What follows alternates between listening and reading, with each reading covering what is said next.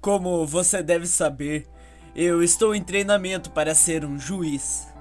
Minha formação estava quase completa e eu estava trabalhando num estágio remunerado como um médico legista, bem conhecido na área de Washington. Tudo isso mudou algumas horas atrás, quando eu fui demitido do cargo por me recusar a participar do que eu acredito ser um acobertamento.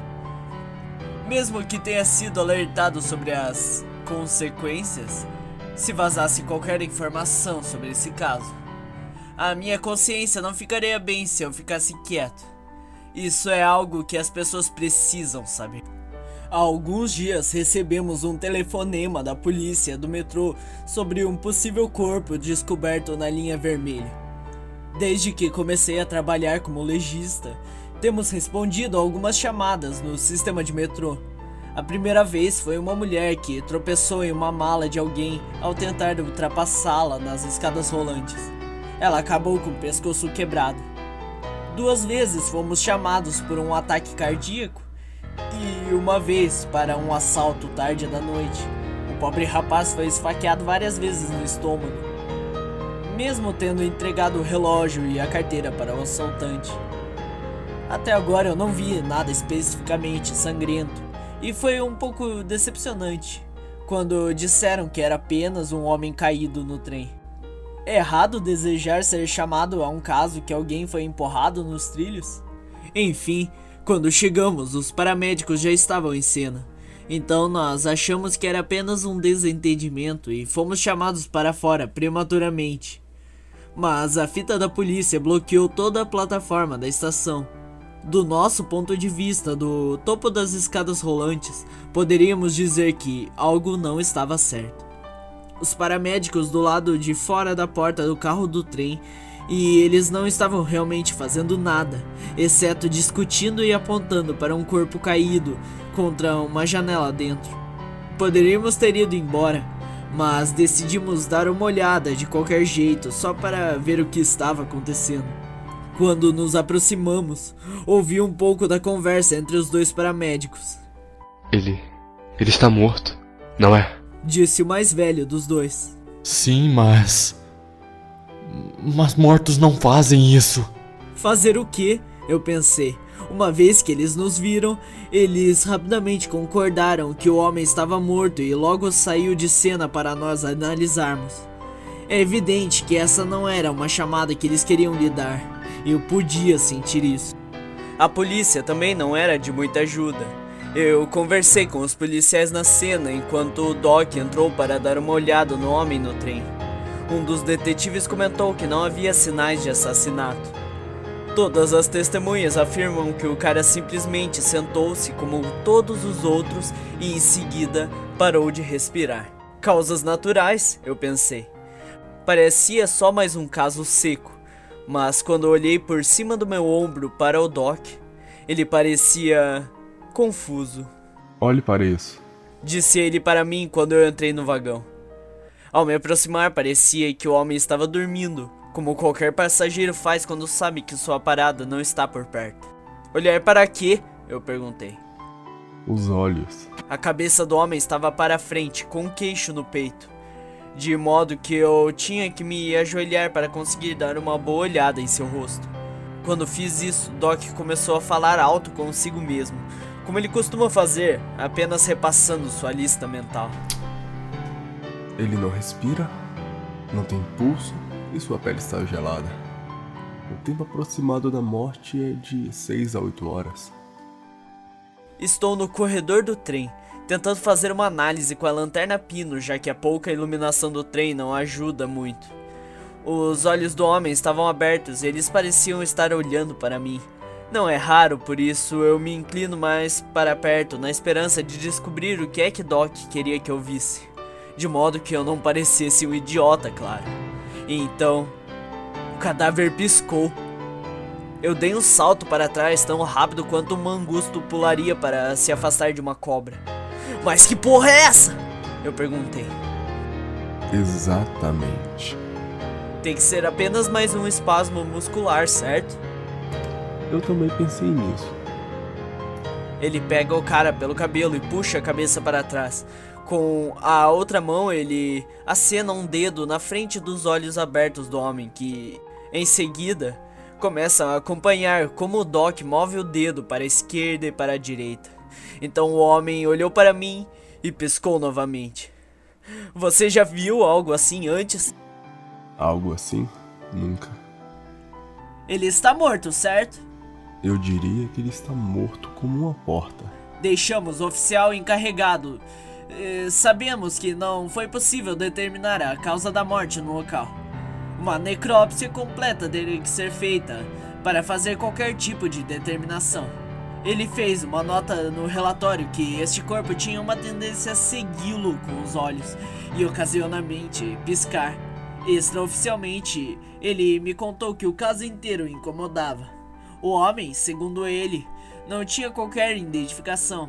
Cartões de crédito, relógio, joias, um telefone, nem mesmo dinheiro. Tudo que eles descobriram sobre ele foi um bilhete de metrô e um guardanapo em seu bolso. Uma vez que estávamos de volta no escritório, nós vestimos os macacões de exame e eu fui responsável em despi-lo. O cadáver me olhava o tempo todo enquanto eu tirava seu terno. Ele até piscou para mim uma vez. Além disso, algumas coisas estranhas foram observadas sobre seu vestuário. Primeiro, ele não usava nenhuma roupa íntima. Normalmente as pessoas usavam uma camisa por baixo. Boxers ou cuecas e meias, nada. Esse cara não usava nenhuma dessas coisas. Mas por alguma razão, ele tinha 2 cintos. Um sobre o outro. O Doc ligou o gravador e em seguida ligou a serra circular. Eu vi como ele realizou a incisão. E eu fiz uma nota mental de sua técnica perfeita para que eu pudesse tentar fazer o melhor na próxima vez. Eu estou lhe dizendo, o Doc é um verdadeiro artista. Em seguida, veio o agradável som de estalo quando a caixa torácica foi arrombada. Enquanto isso acontecia, os olhos do homem nos observavam. Eu quase podia jurar que ele estava sorrindo também.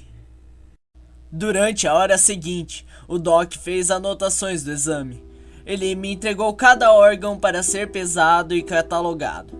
Não havia nada de estranho ou fora do comum sobre qualquer um dos órgãos internos. Tudo bem. Agora, vamos dar uma olhada em sua cabeça. Eu quero ver realmente o que está causando o movimento nos olhos. Você se importa se eu vendar os olhos dele?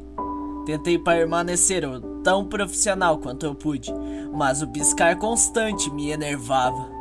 O Doc autorizou, por isso eu tomei um pouco de fita de sutura e trabalhei até a coragem de fechar manualmente as pálpebras do cara.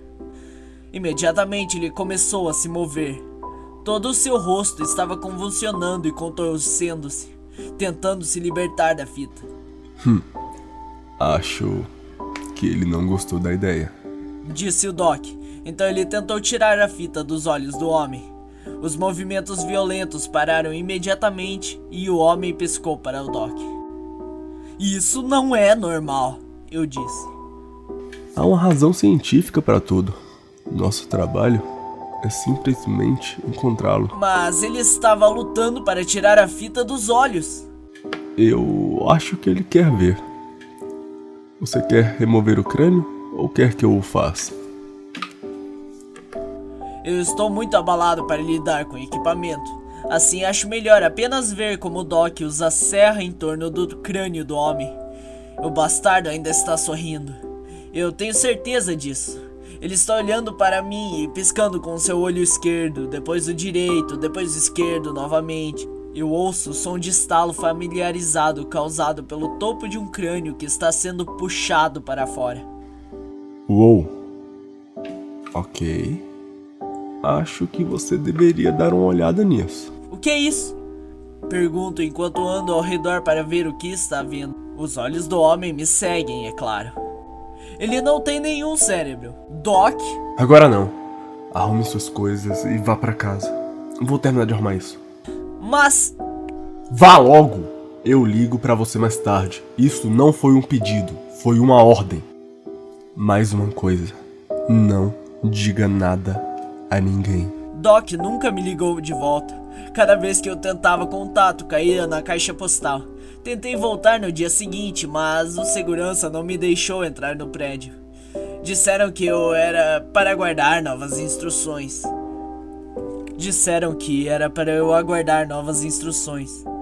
E que eu receberia licença remunerada. Isso foi há 4 dias. Essa manhã, eu ouvi uma batida na minha porta. Era um homem que disse que estava no escritório do médico legista. Parece que ele trabalha com a CIA, FBI, NSA, alguma dessas agências de 3 letras. Ele perguntou se poderia entrar para conversar. Eu abri a porta para deixá-lo entrar e, quando fiz, notei que 2 homens vestidos de forma semelhante estavam sentados em um carro preto do outro lado da esquina.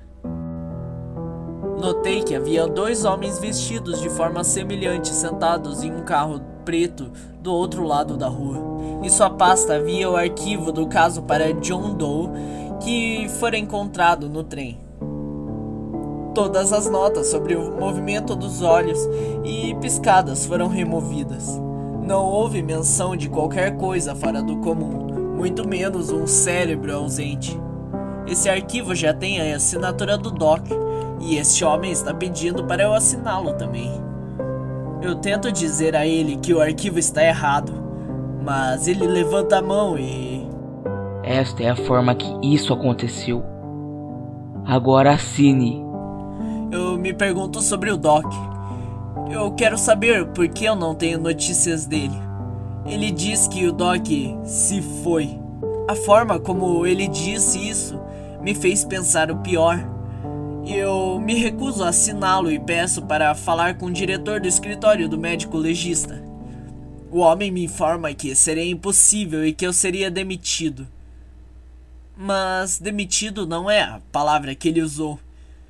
Ele usou a palavra executado. Ele saiu quando eu pedi-lhe para ir embora. Mas ele me avisa para não mencionar isso a ninguém ou teria consequências graves. Assim que a porta se fechou atrás dele, eu arrumei uma mochila e saí. Vi que um carro preto estava estacionado no final da minha rua.